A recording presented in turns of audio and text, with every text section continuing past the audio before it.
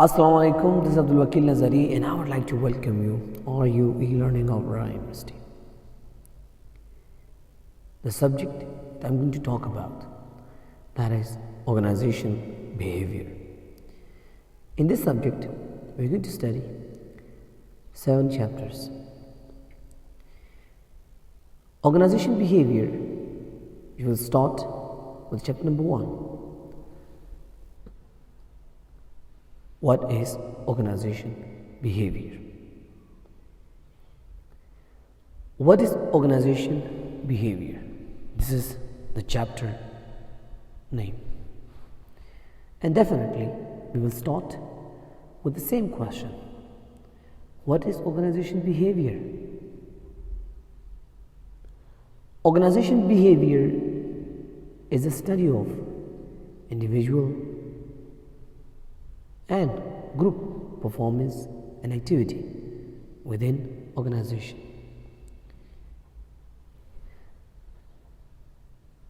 Inside the organization behavior, we are going to analyze some more questions like how people behave in organization setting, and what are the principles that applied for making organization more effective. Moreover, as I talk to you, that organization behavior is mainly focused on individual behavior and moreover, how group work together and how the organization itself behave. Now, the behavior of individual, group, or the organization itself, whether these are interconnected or not. Is there impact on each other or not? We're going to explore these some sort of questions inside our organization behavior. Organization behavior is one of the fundamental, or we can say the backbone of any organization if they want to succeed in the market. Those organizations who understand or those who understood the behavior of their employees and they acted according to their needs and wants, and they acted and they made a plan, policies according to the behavior of their employees. They are successful and they are succeeded because they act according to behavior of their employees.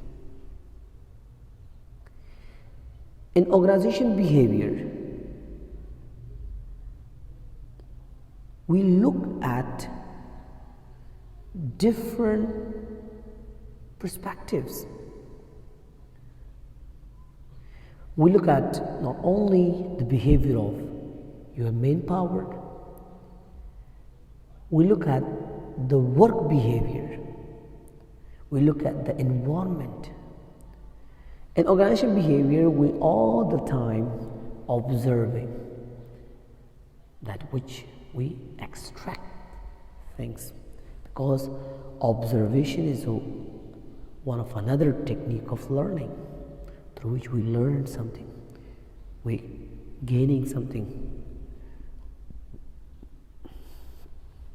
So we will discuss on these different topics our upcoming classes or upcoming lectures. As a next question, you might have having a lot of questions inside mind arised. So you might have thought that what is the why organization behavior is important. You might have this question comes in your mind, that why organization behavior is important. So why we are studying this subject in this BBA? What is the need of it? Now, organization behavior, because today, why do you need to study? Right now, if you are a student, tomorrow you will be a member of any organization. So you must, it is compulsory that you have knowledge of organization. Otherwise, you will be unable to survive in that organization. You must have the knowledge. It is compulsory to have it. As we stated, why organization behavior is important. Number one, it can improve the productivity and performance it can improve the productivity and the performance. Number two, it boosts employee satisfaction. Number three, it increases employees' motivation. Number four, it fosters the leadership. Number five, the top management can make the decision. Number six, organization behavior is a facilitator, the top management, to make a better cross-team collaboration.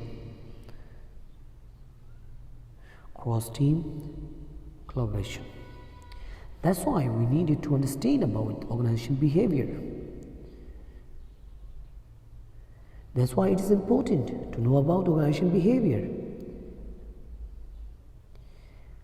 Now, that was a little bit a concept that I wanted to give you regarding organization behavior. But I would like to give you some more information, some detail with a basic from the ground floor. Like if you can say that, the importance of interpersonal skills. To understand the human being, that is one of the interpersonal skills. It's one of the skills that you must have, because the most difficult job is to understand others. Unless and until if you don't have the knowledge of understanding people, you cannot use the skill. That's why it is compulsory to have the skill of understanding others. Now, from where this organization behavior started, how this subject is incorporated in the disciplines today in business institutes. Your organization behavior is one of the vital subject is considered. Now,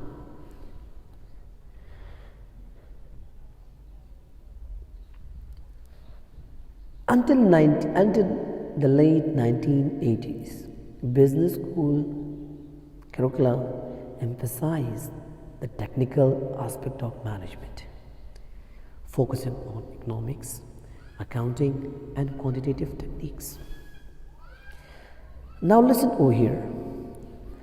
Until the 1980s, the business schools were, their perspective were that only these subjects are prominent to be studied, as economics, accounting, finance, and quantitative techniques.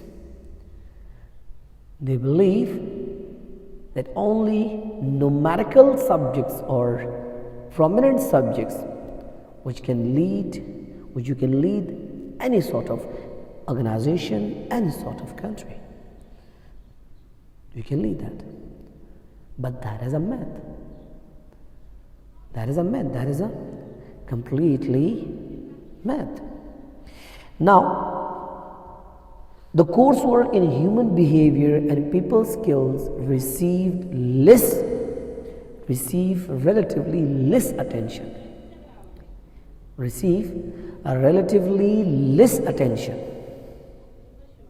Now in 1980s,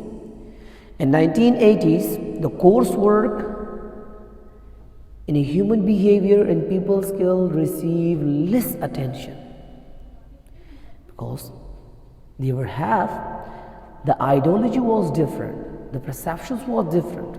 That's why they did not consider the human behavior skill, because in that time people were thinking that human is they behaved with a human just like a slave. Their belief was that we pay you and you have to work for that. You have emotions, feelings, whatever you have. We don't care about that. But you have to work. You have to work until we want. Actually, the thing is in here. That was the perception of that time.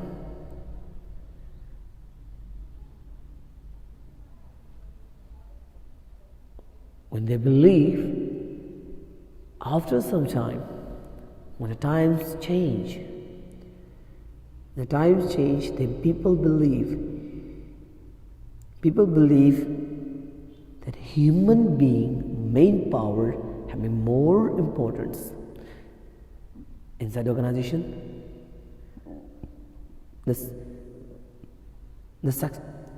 Behind those successful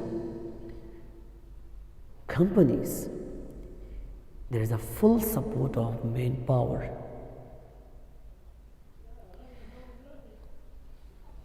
Over the past 3 decades, however, business faculty have come to realize the role that understanding human behavior plays in determining a manager's effectiveness.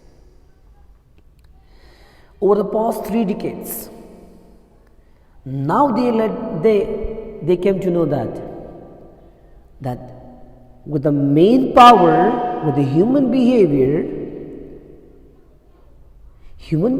is play a vital role. Now look in here, human behavior plays in determining manager's effectiveness. Now human behavior that determines the manager effectiveness. It means there is a vital role in given that.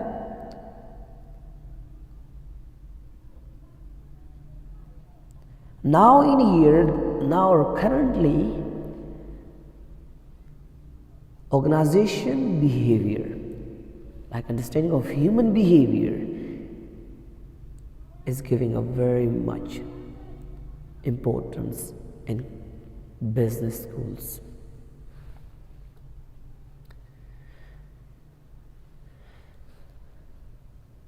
Developing managers' interpersonal skills also helps organization attract and keep high-performing employees. Look, as I taught, understanding human behavior, it is not compulsory for only manager.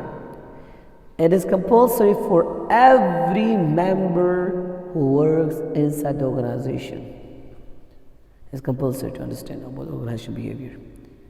But if you take the concept of, look, if a manager knows regarding human behavior, he and she will develop good or excellent main power.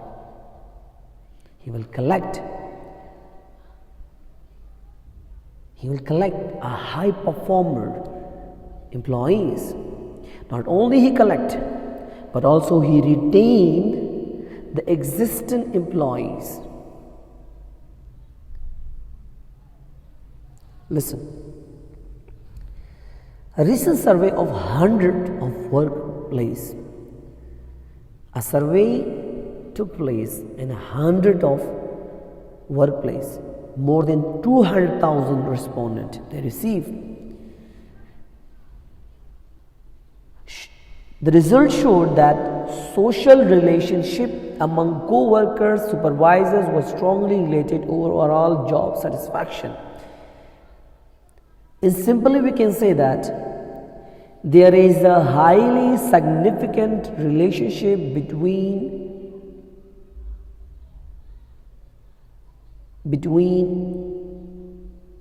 relationship of co-workers and supervisors and job satisfaction. If there is a positive relationship between supervisor and co-workers, so ultimately they will be satisfied from their job. Look, if the behavior of your top management and lower management is good, they behave well toward their employees. So definitely the employees work harder and harder and they show their satisfaction. Look, inside the organization, if we talk with our employees with a very smiled face, if you talk with a very smiling face, let's suppose if any of our employees made a decision, but he failed. Instead of we should give punishment, being a manager of that organization, I went and appreciate him. Now this appreciation, the behavior that I have shown, the appreciation that I have did, it doesn't mean that he will make a wrong decision next time. No, I changed his life. Next time he will come up with a better decision. When I involve my team, when I involve my employees in decision making, I give them value. So what do you think that? Ultimately, the employees will get happy. And there will be a bound. There will be a tight bounding with the organization. If your competitors give him higher salary, still he will not leave the organization. There was a company by the name of Virginia.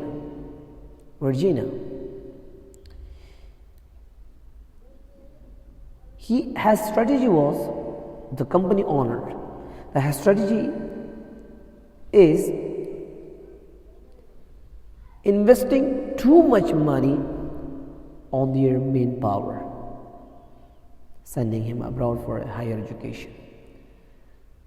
A loss of billions of dollars invested on the employees. Someone came and asked from the owner that you are investing too much money on your manpower. Don't you afraid if that employee switch to another organization? So now the owner replied that yes, I'm investing too much money on my employees, But I'm also giving them too much love, respect, that they will never think of leaving the organization.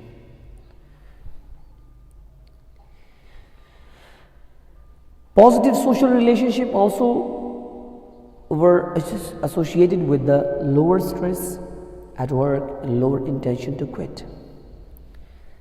As we talked before, if there is a positive relationship between you and your co-workers, there will be less stress because your employees will freely talk to you without any hesitation, without any taking stress. Now, because you believe on him, you believe on your employees, your belief on your employees shows that if they make any error, they will not go back. They will come up again toward you and ask you for remedies.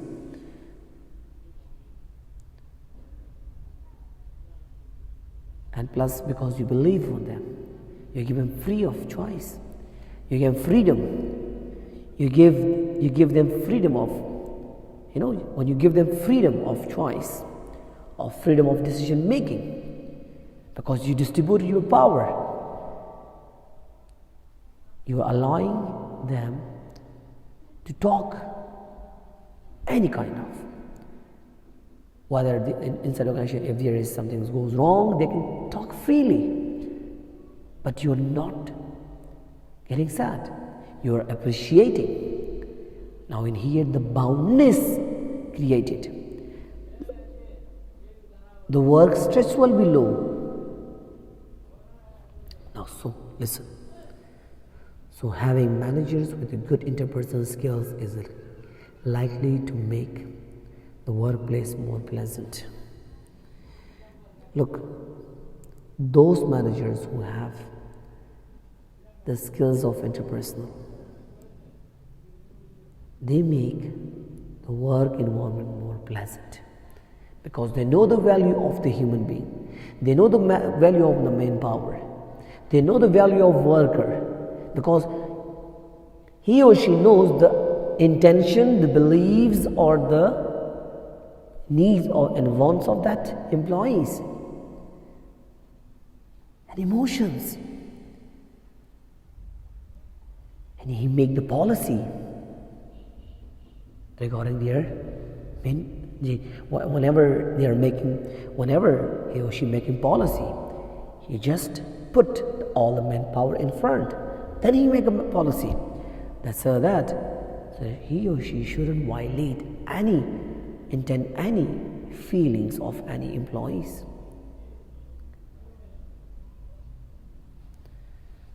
Look, workplace more pleasant, which in turn makes it easier to hire and keep qualified people. If the environment is very friendly, everyone can give their ideas. There is no leg pulling. The leadership style is a democratic style. Give the value. The leader is giving him value to his or her employees. Freedom of speech. Freedom of speech is there.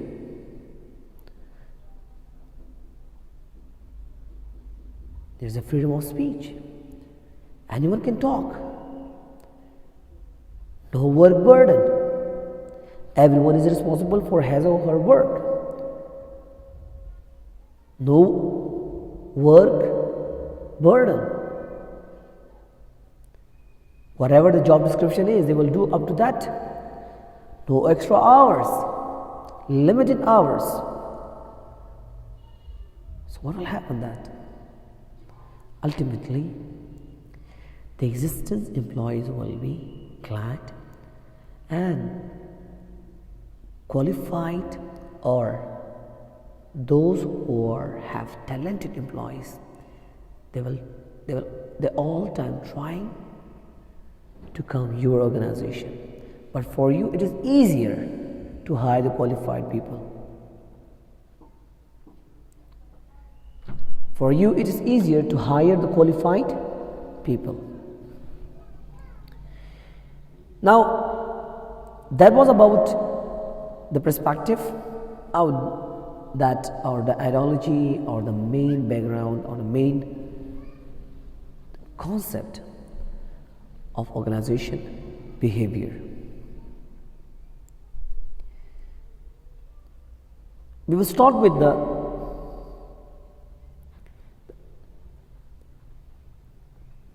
what do managers do? Later on, we will talk about organization behavior more. What are the other components in it? What are other factors in it?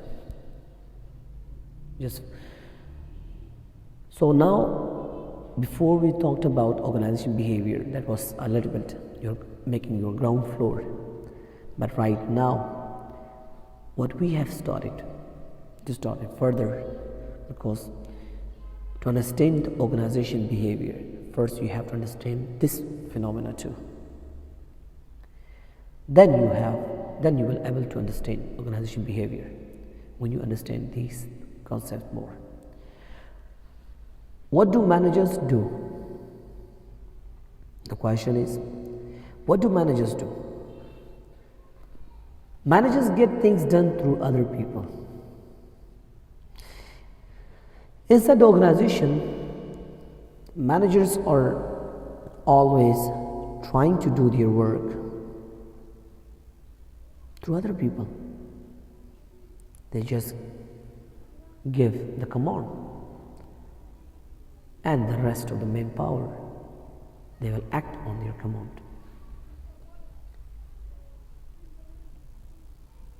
What do managers do? In the first, they get things through other people and they make decisions. They are the only who make decisions. They are the only who allocate the resources. They are the only who give you direction of the activities, who guide you how to attain your objective, how to achieve your main objective. Look, managers do their work in organization, which is consciously coordinated social units composed of 2 or more people that function on relatively continuous basis to achieve the common goal or a set of goals. One thing, the duty or responsibility of manager is to coordinate the social unit that might be composed of 2 or more people. Because these people, which is composed of 2 or more,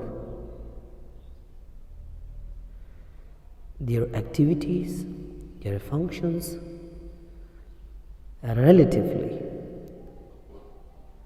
and particularly anything on a continuous basis for the sake of achieving goals and a set of goals. In simple, we can say that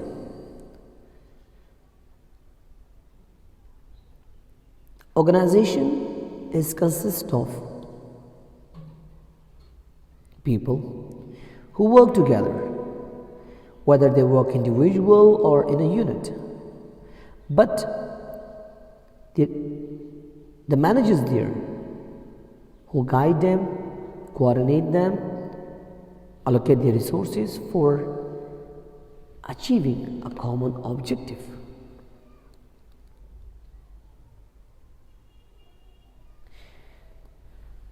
People who oversee the activities of others and who are responsible for attaining goals in organization or managers. Look, as we talk about that, what do managers do? Managers get things done through other people. They are the people who are making decisions. They are the people who allocate the resources. They are the people who direct the activities of others. They are the people who make coordination between people. They are related to their functions. And they are the people who control the activities of the employees. And they are responsible for attaining goals in organization. These people call managers, because they are responsible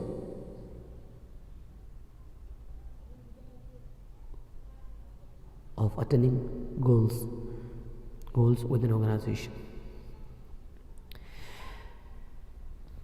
When you're talking about management functions of management, as we talk about, what do managers do? You saw that what are the activities that the managers do. If you look at the function, the first function, that is planning. Planning, a process that includes define goals, establish strategy, developing plans to coordinate activities. Managers are the people who always come in with the planning. How to attain the goal. They start establishing a strategy for that. After establishing a strategy, then they were looking for the people and allocate the work for the sake of to coordinate the activities. Developing plan to coordinate activities.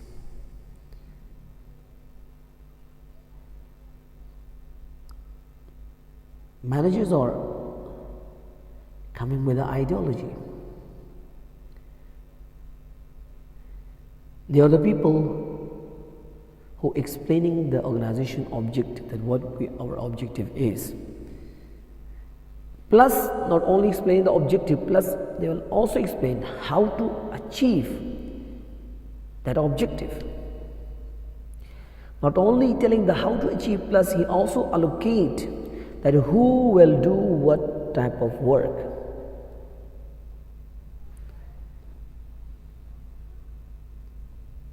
Now in here, organizing. In planning, you make all the plans, or establish all the plans and strategies.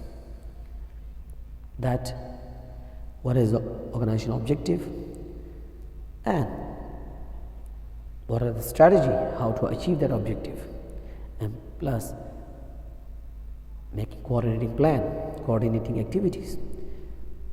Who is where and what will be his or her responsibility. Now in here, organizing. Now determining what tasks to be done. This question is that. In organizing, they are determining what tasks to be done, what is to do them. Who is to do them. Number one, determining what tasks to be done, who is to do them, how tasks are to be grouped, and who reports to who, and when decisions are to be made. That is what organizing doing that. Allocating the resources, putting the right person on the right place, and telling them that to share in their role and responsibilities. Leading. Now we come to about the leading function. A function that includes motivating employees, directing others, selecting the most effective communication channel, and resolving the conflict. Management function is another function, that is a leading function. In leading function, he will always trying to motivate employees. Not only motivating employees, Whether that is intrinsic motivation or extrinsic motivation, we will study in upcoming, because planning, organizing, leading, controlling on every individual, we will have a chapter on that and we will discuss it in upcoming classes. Wherever employees stuck, they are the people, they give them direction. And they are the people, managers, they're selecting the most effective communication channel to deal with the employees. Whenever any problems occur within employees, they are the people, they are the one who come up and resolve the conflict. The last one, controlling. Now, controlling in here, once management plan function, then he organize what tasks to be done, who is, now he distribute everything. Now he next the leading function, directing, in order to tell them how to do the work. If someone have a problem, he will be there to resolve that. Now, after that controlling function, monitoring whether the job, whether the task that I have assigned, that the management have assigned the task, whether the employee is doing same as that or not. Like monitoring activities to ensure that are being accomplished as a plan, or correcting any significant division or not division. Now in here controlling, because in here management have developed a yardstick. You will observe, because manager come up with the determinate, with the identified time strategy too. You will think that whatever we'll do, we'll accomplish within a year or 2 years or 3 years. Now he is monitoring whether we are up to that portion, up to our plan or not, whether we are on a track or not, whether what we are doing that is a right or not, what that management function is. Now, talking about managers' roles, there was a function, as we have discussed about the function, planning, organizing, leading, controlling. There is a function, there is a vital function that what managers actually they're doing inside the organizations. When you're talking about the managers' roles, then we have some sort of roles. Some different managers have interpersonal role, managers have information role, managers have decision role. These are the 3 roles. Under these 3 roles, we have 10 different sub-roles. Now, number 1, interpersonal role, a figurehead. Managers is a role is of what a figurehead. He is acting a symbolic head, required to perform a number of duties. A symbolic head, like a ribbon cut. Whenever there is any seminar, manager will be there to give. First, he will come and he will give a speech. He will come and he will give a speech. Anything happen, like first, when a meeting start, so he will be the one who chair the meeting. So a lot of different duties he perform as a symbolic head, figurehead. Like if your organizations launch a new product, he will be the one who cut the ribbon. Leader. The second role is what? Performing as a leader, responsible for the motivation and direction of employees.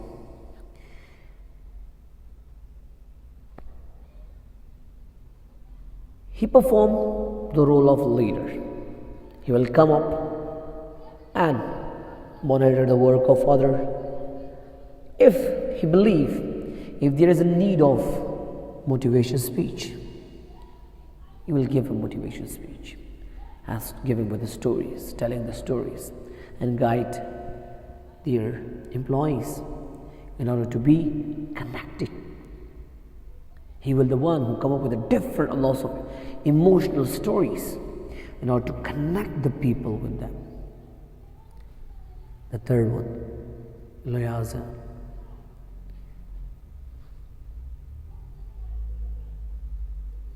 He will be the one who maintaining the network of outside and inside who provide favorite information. Look,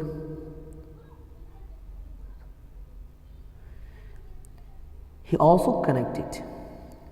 You will never see that managers always have link with other departments, other institutes.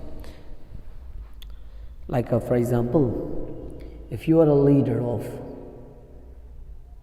Arana University, so you must have link with the other universities too, for the sake of to have information, because you must make yourself aware of that, because sometimes you need it. For example, you need any employees. Let's suppose, okay, let me give you. A recent disaster happened in Afghanistan, Kabul. There was a disaster in any hotel. But employees were mentally disordered, and the company didn't want to go back to its country. They thought, I'll start again. But employees were mentally not ready because there were attacked on them. Now what happened? Because he had a link with others, with other organizations, with similar other organizations. Now he requests for help to have employees from other different organizations so that he run its own organization back. Now it is compulsory.